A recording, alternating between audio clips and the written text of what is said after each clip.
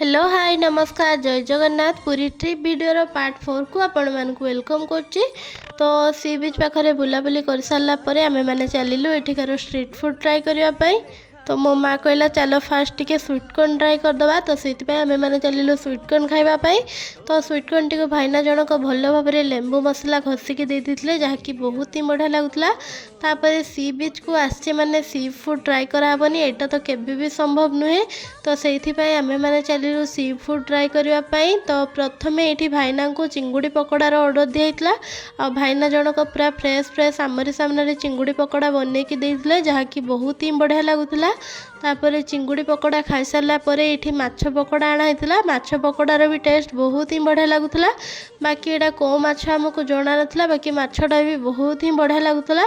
सी बीच रे आउ कौन कौन सब खिया है नेक्स्ट पार्ट रे आसीबो नहले वीडियोटी बहुत लंबा हो।